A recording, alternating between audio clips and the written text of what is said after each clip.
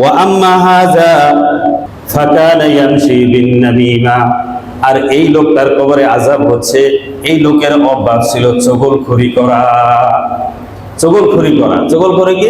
একজনের একটা কথা শুনছে, শুনে দৌড়ে গিয়ে তার কাছে লাগাই দিচ্ছে যে আপনারা তো এই কথা বলছে। নাউযুবিল্লাহি মিন যালিক। এরা মুসলমান সমাজে একটা ক্যান্সার। যারা চগলখড়ি করে, বলছে চগলখড় জান্নাতে যাবে না। একজনে আরেকজনের মধ্যে ঝগড়া লাগাই দেয়, বিবাদ লাগাই দেয়। একজনে আড়ালে একটা কথা হয়তো বলে, সেই গিয়ে যখন আরেকভাবে উপস্থাপন করে, তার কিন্তু অর্থটা আরেক রকম দাঁড়ায়, তাই না? বা একজনে কথাবার্তা বলতে হয়তো একটা কথা বলে ফেলছে, এটা যদি আপনি যে লাগাই দেন, তাহলে তো দুইজনের মধ্যে আগুন লাগাই দিলেন।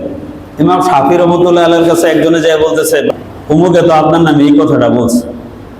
তো উনি বললেন যে দেখো, উনি আমার দিকে একটা বর্ষা মারছিল, সেই বর্ষাটা আমার গায়ে লাগে নাই, কিন্তু তুমি এটা দৈরাই না আমার কলিজায় ঢুকাই দিলা। তোমার কি দরকার ছিল এটা বলার? ওই লোকে যে বলছে এটা আমার গায়ে সেই বর্ষাটা লাগে নাই, কিন্তু তুমি এই না আমার এটাকে কলিজায় ঢুকাই দিলা। এই জন্য একজনে বলছে বলবে, এটা হজম করতে হবে। আল মজলিস আল আমানা, মজলিস আমানত। একটা কথা হয়েছে দুই চারজনের মধ্যে, এই মজলিস আমানত, এই আমানতের খেয়ানত করা যাবে না, এই কথাটা আরেকজনের কাছে লাগানো যাবে না। আর বর্তমানে এই চগলখড়ি, গীবতটা একটা গীবাতের মতো মজার জিনিস হয়ে গেছে। আর এটা লাগাইলে যে লাগাইছে না, দেখছো সে আমার খুব আপন কাছের মানুষ, আমার খুব খায়ের খালো হিতাকাঙ্ক্ষী মানুষ, নাইলে সেই কথাটা আমার কাছে বলতো, এই বইলা আমার খুব উপকার করছে, সে খুশি, আর এর প্রতি মনে মনে রাগ। অথচ এই যে একটা খারাপ লোক, সে তার কথা আপনার কাছে বলছে, আবার আপনার কথাও যে তার কাছে বলবে। এটা ইসলামে অত্যন্ত ঘৃণিত কাজ, অত্যন্ত নিন্দনীয় কাজ। এই কাজ থেকে আল্লাহ পাক আমাদের হেফাজত রাখেন, বলেন আমিন। গীবত করা খুবই মারাত্মক জিনিস। একজনে একটা কথা বললে বরং কি করা, এটা চুপাইয়া রাখা। বরং দুইজনের মধ্যে ঝগড়া হলে ইসলামে বলছে তুমি একটু কথা একটু ঘুরাইয়া, বরং একটু মিথ্যা না, এটা ডাইরেক্ট মিথ্যা নয়, এটা বলে তাউরিয়া, তাউরিয়া করে বরং পজিটিভ কথা বলবা। কি বলবা? যে আরে ভাই, আপনি আমার নামে খালি এটা সেটা উল্টাপাল্টা কথা বলেন, আমি তো দেখছি সে আপনার জন্য দোয়া করে, সে তো আপনার নামে অনেক ভালো কথা বলে, আপনি এর ব্যাপারে খালি সবসময় উল্টাপাল্টা কথা বলেন।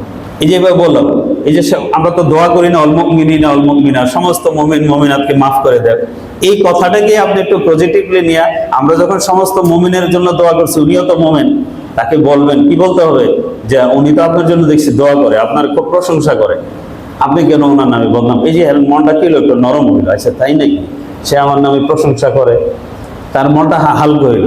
আবার তার ব্যাপারে আপনি এর কাছে এসে বলেন যে উনি তো আপনার ব্যাপারে খুব ভালো কথা বলছে, আপনি দেখি যে ওনার ব্যাপারে খুব রাগ, খুব হিংসা। এভাবে বলে বলে তুমি দুইজনকে যদি মিলাই দিতে পারো, এই দুইজনের মধ্যে মিলাই দেওয়া এর চেয়ে বড় সওয়াব আর নাই, বলে সুবহানাল্লাহ। এটা হলো মুসলমানের বৈশিষ্ট্য, আরেকজনের মধ্যে মিল তৈরি করে দেওয়া। বরং আমাদের সমাজে কি, আরে দেখছি তোমার লোকের মুখে তর্ক হয়েছে, তর্ক ওই সময় কথা বলবে না, দূর থেকে খেয়াল করে পরে যায় বলবে, আরে দেখছো তো, আমি শুনলাম তো আপনার এত বড় বড় কথা বলছে, আপনি দেখে সহ্য করছেন, আমি হইলে কিন্তু সহ্য করতাম না, আমি হইলে একটা কিছু করে দিতাম। হ্যাঁ, এর মধ্যে আরেকটু আগুন জ্বালায় দেয়। আচ্ছা, যে কোনো ব্যাপারে দরকার হলে আমার বললেন, বুদ্ধি শুদ্ধি দিয়ে একটা মামলা নিয়ে বাছাই দিতে পারে না, ক্ষতি নিয়ে একটা করতে দিতে পারে, এই প্ল্যানটা করে।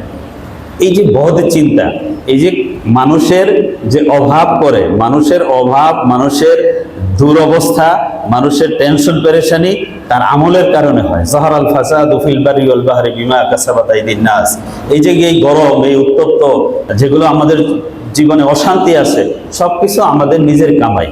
মানুষের রিজিকের ব্যবরকতির এটাও একটা বড় কারণ, যে তার ভিতরে দুষ্ট চিন্তা, মানুষের ক্ষতির চিন্তা, মানুষের বালাইয়ের চিন্তা না। এই সমস্ত চরিত্রের, স্বভাবের বা বৈশিষ্ট্যের মানুষগুলো বিভিন্ন পেরেশানিতে, রিজিকের কষ্টে, শারীরিক অসুস্থতায় ভোগে। হোমিও শাস্ত্রে একটা সোরা বলে একটা কথা আছে। এই সোরা জিনিসটা হলো, যার চিন্তার মধ্যে কুটিলতা আছে, এই সমস্ত ব্যক্তি অসুস্থ থাকে। এই জন্য হোমিও শাস্ত্রে দেখবেন ডাক্তারের কাছে গেলে এইটা সেটা অনেক প্রশ্ন করে। এই প্রশ্ন তার চিকিৎসা রিলেটেড, তার স্বভাব চরিত্র, নেচার, বৈশিষ্ট্য, এগুলোর সাথে সম্পর্ক। যে মনের দিক থেকে উদার, মানুষকে ক্ষমা করে, মানুষকে ভালো চিন্তা করে, মানুষের উপকার করে, এই সমস্ত মানুষ শারীরিকভাবেও সুস্থ থাকে। যার মন ভালো তার শরীরও ভালো। আলা ইন্না ফিল জাসাদি মুদগা ইযা সালুহা সালুহাল জাসাদু কুল্লু ওয়া ইযা ফাসাদাত ফাসাদাল জাসাদু কুল্লু আলা হিয়াল কলব। রুস্তম বলছে তোমাদের শরীরে একটা গোশতের টুকরা আছে, এটা যদি সুস্থ থাকে ওই তোমাদের শরীরটাও সুস্থ, আর ওই জিনিসটা নষ্ট হয়ে গেলে তার শরীরও পুরো সে নষ্ট। যে মনের দিক থেকে কুটিল সে শারীরিক দিক থেকে অসুস্থ, অর্থনৈতিকভাবে সে খারাপ। আর যে মনের দিক থেকে উদার, মনের দিক থেকে ক্ষমাশীল, মনের দিক থেকে মানুষের খায়ের চিন্তা, মানুষের ক্ষতি এবং কুচিন্তা করে না, সে দেখবেন শারীরিকভাবেও ভালো থাকবে, সে অর্থনৈতিকভাবেও সচ্ছল থাকবে, পেরেশানি মুক্ত থাকবে। এগুলো অনেক জরুরি কথা। তো হুজুর সাল্লাল্লাহু আলাইহি ওয়াসাল্লাম বলছেন এই কবরবাসীর আম্মা হাযা ফাকানা ইয়ামশি বিন নামিমা, এই কবরে আযাব হচ্ছে, এর স্বভাব ছিল মানুষের সমাজে আগুন লাগায় দেওয়া, মানুষের সমাজের ভিতরে আগুন জ্বালায় দেওয়া, দুইজনের মধ্যে আগুন লাগায় দেওয়া। এই জন্য কার কবরে আজকে আগুন জ্বলছে।